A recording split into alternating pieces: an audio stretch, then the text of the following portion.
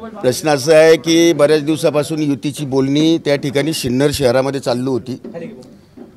काही ठिकाणी हेमंतप्पांनी त्या ठिकाणी बोलणी पण केली होती। असं असताना भारतीय जनता पार्टीच्या काही लोकांनी त्या ठिकाणी आमच्या पदाधिकाऱ्यांना वगैरे अशा सूचना दिल्या की इडं आडीच शिवसेना उरलेली, इथं काय तुमच्या शिवसेनेचं, आम्ही तुम्हाला 2 सीट 3 सीट असं काहीतरी देऊ शकतो, थांबा, तुम्हाला हे करता येणार नाही।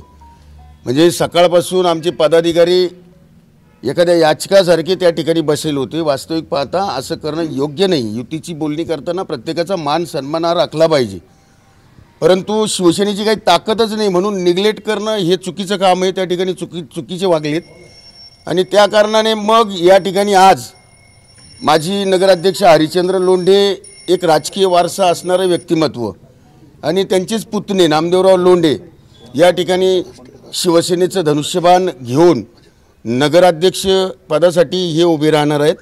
आणि आमचे माजी नगरसेवक आहे किरण लोणारी आहे, कैलास झगडे आहे, नामदेवराव पण माजी उपनगराध्यक्ष राहिलेले आहेत आणि बरीचशी टीम आहे। हे टीमवर्क आहेच, त्याच्याबरोबर आमचे शिवसैनिक सगळे ते कामाला भिडतील आणि निश्चितपणे शिवसेना 2.5 आहे का 100 आहे हे त्या ठिकाणी दाखवून देतील। आता सिन्नर नगर परिषदेची निवडणूक कशा पद्धतीने होणार आहे? आज सिन्नर नगरपालिकेसाठी माजी उपनगराध्यक्ष नामदेवराव लोंढे यांनी आज शिवसेनेमध्ये या ठिकाणी प्रवेश केला।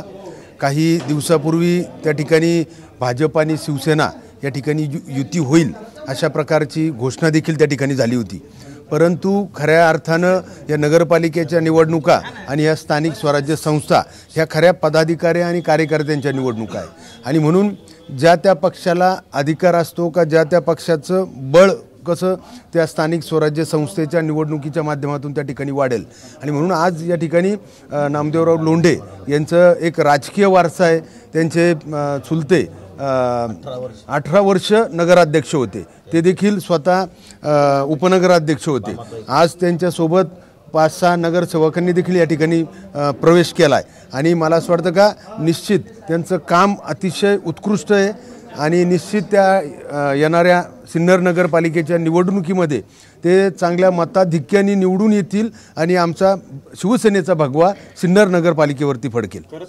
युतीचे कोकाटे त्या ठिकाणी मंत्री माणिकराव कोकाटे यांच्या बाजूने काहीतरी निर्णय अपेक्षित होता, तो झाला नाही आणि भाजपने त्या ठिकाणी ऐनवेळी वाजेंचे जे काका आहेत त्यांचा प्रवेश त्या ठिकाणी केला, म्हणून आपल्याला विश्वासात न घेतल्याने हा आपण निर्णय घेतलाय का? नाही, मी आज जसं म्हटलं की प्रत्येक स्थानिक स्वराज्य संस्था ह्या कार्यकर्त्यांच्या निवडणूक आहे आणि म्हणून पदाधिकाऱ्यांच्या निवडणूक आहे आणि म्हणून प्रत्येकाला संधी मिळणं हे देखील तितकंच महत्त्वाचं आहे आणि मला असं वाटतं का निवडणुकीच्या काळामध्ये योग्य तो उमेदवार जो समाजकार्य करतो, जो लोकांमध्ये सातत्यानं फिरतो, जो लोकांच्या समस्या सोडवण्यासाठी तळमळ असते आणि म्हणून लोक त्याची दखल घेत असतात। आज त्यांना डावलण्यात आलेलं आहे आणि म्हणून त्यांना तर काम करायचं आहे आणि मग त्यांना जर पद नसलं तर मग म्हणून त्यांनी या ठिकाणी ज्या प्रकारे शिंदेसाहेब अतिशय 18 तास काम करतात आणि म्हणून त्यांनी त्यांचं नेतृत्व स्वीकारलं।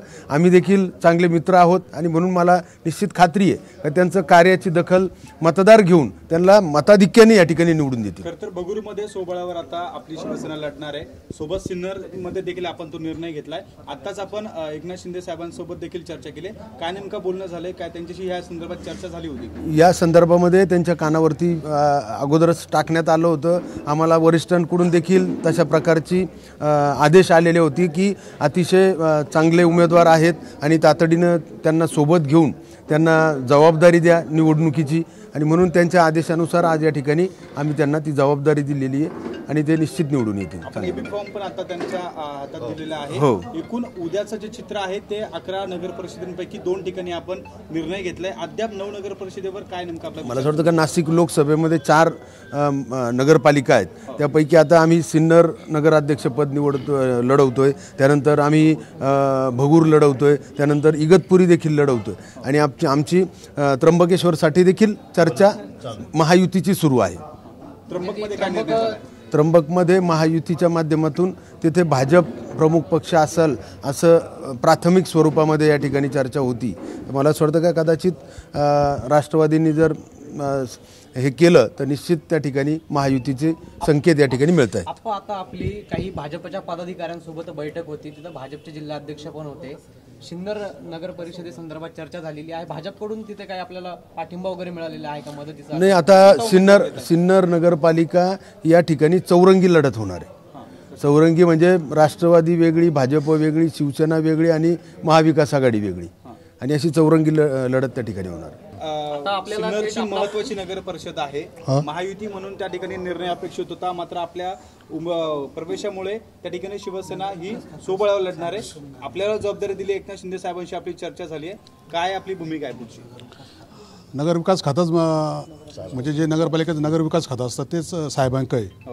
तर मला असं वाटतं का साहेबांच्या पक्षात येऊन मी सिन्नरकराला चांगला न्याय देईल अशी अपेक्षा ठेवतो. मी पूर्वी माणिकराव कोकाटेंचा सच्चा कार्यकर्ता, गेल्या 20-25 वर्षापासून मी तळमळीने, आणि जेव्हा त्यांना कमी मतं पडलेले तेव्हा माझ्याच भागातून सर्वात जास्त मतं मी त्यांना निवडून आणलेले. परंतु दुर्दैवाची गोष्ट आहे, त्यांच्याकडून मला न्याय मिळाला का नाही मिळाला हे देव जाणे. परंतु आज मी शिवसेनेचं धनुष्य आज माझ्या हाती घेतलेलं आहे. आणि नाराजी व्यक्त करतायत? नाही, नाराजी व्यक्त करण्यात काही मजा नाही आहे. ते तसेच न्याय देऊ शकलेले नाही, न्याय देऊ शकले नाही, पण त्यांच्यावर काही दडपण असू शकतं. यदा कदाचित समाजात दडपण असेल. कसं आहे, सिन्नरमध्ये अल्पसंख्याक आणि मराठा समाज असं 2 गट पडलेले. आज अल्पसंख्याकाचं मी एकटाच नगरपालिकेमध्ये सर्वांच्या विरोधात हे लढत होतो, आणि समोर जनरलमध्ये सर्व वरिष्ठ समाजाचे होते. ठीक आहे, मला नाही न्याय देता आला त्यांना. यदा कदाचित त्यांची काही मजुरी असेल किंवा समाजाचा काही प्रॉब्लेम असेल त्यांच्या, ठीक आहे. आम्ही अल्पसंख्याक असलो तरीही कोणत्याही परिस्थितीत मी नगराध्यक्षपदाचा उमेदवार म्हणून निवडून येणारच, आणि प्रचंड मताने मी निवडून येईल, आणि शिवसेनेचा भगवा मी त्या नगरपालिकेवर फाळकाल्याशिवाय राहणार. सिन्नरमध्ये कोकाटे आणि वाजे गटाचं एक मोठं त्या ठिकाणी राजकीय वरदस्त आहे. आपल्याला किती हे आव्हान वाटतंय, कारण आपण आता सोबळाचा निर्णय घेतला. नगराध्यक्ष पदासाठी आपली उमेदवारी जाहीर झालेली आहे आणि चौरंगी लढत त्या ठिकाणी होणार आहे. नाही, चौरंगी असू नाही तर पंचरंगी असू, मला त्याच्याशी मतलब नाही. सर्वात महत्त्वाचं असं का मी ज्या भागामध्ये कामं करतो, सर्व स्लम एरियाचे लोक माझ्याबरोबर आहे. कोणत्याही भागाचा विकास करायचा असेल तर स्लम एरियातले लोक जर माझ्याबरोबर आहे तर मला इलेक्शन लढायला किंवा मला त्यांचं काहीच वाटत नाही. उलट यांना माझी गरज पडते, ह्या आमदार खासदारांना माझी गरज पडते तेव्हा माझ्या येतात. परंतु आज मला त्यांची गरज होती, ते त्यांनी माझं काही हे केलेलं नाही. परंतु जनता माझ्याबरोबर आहे, मी 100% निवडून येणार. किती नगरसेवक आपण सोबत आता घेतले? काय किती नगरसेवक आपल्या सोबत आहे आता? माझ्याबरोबर आत्ता कमी कमी 10 नगरसेवक आहे, आणि ते आम्ही रन करणार आहे. मी 30 नगरसेवकाची व्यवस्था करणार आहे. यदा कदाचित 1 दिवसाचा गॅप राहिलेला आहे. परंतु जर कधी अपक्ष असेल, एखादा 2 मिळाला, तर त्याला मी शिवसेना पुरस्कृत नगरसेवक म्हणून घोषित करणार आहे. आपण आता शिवसेनेमध्ये प्रवेश केलेला आहे. आपण जर बघितलं झालेली लोकसभा निवडणुकीमध्ये शिवसेनेला मोठा फटका हा सिन्नरमध्ये बसलेला आहे. कदाचित पुढच्या लोकसभेला चित्र बदलू शकतं. 100% बदलल. बघूया, वेळ आणि काळ सगळं. वेळ आणि काळ. हे बघा, सर्वात महत्त्वाचं, कोण कोणासाठी सेटलमेंट करीत असेल, मी कोणाकरता सेटलमेंट करीत नाही. सर्व जनतेला माहिती आहे कोणी कोणासाठी सेटलमेंट केली, त्याला सिन्नरच्या सर्व जनतेला माहिती आहे. त्याच्यामुळे मी बाकी काही बोलू शकत नाही. जय भवानी, जय शिवाजी, जय महाराष्ट्र.